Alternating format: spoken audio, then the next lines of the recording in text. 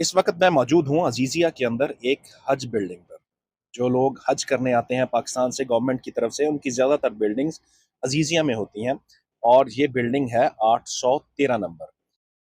Building में inter होते ही एक खूबसूरत सा कुशादा किस्म का हाल देखने को मिलता है, जिसमें सोफे लगाए गए हैं ताकि हाजी बवक्ते ज़रूरत यहाँ पर बैठ सकें और आराम कर सकें, क्योंकि शटल सर्विस भी इन्हीं इसी हाल के सामने आके लगती है।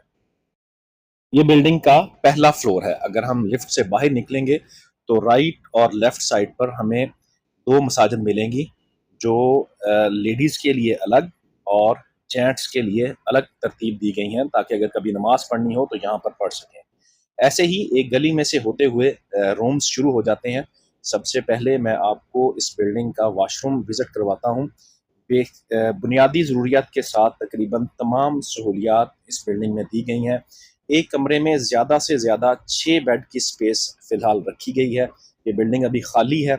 मदीना मुनव्वरा से आज या कल में यहाँ पर हाजी इंशाल्लाह पहुँच जाएँगे। ये दूसरा रूम है 103 नंबर। इसका भी वॉशरूम जिसमें बुनियादी ज़रूरियात की तमाम चीज़ें हैं, और साथ एक रूम जिसमें तकरीबन 6 बेड लगाए गए हैं।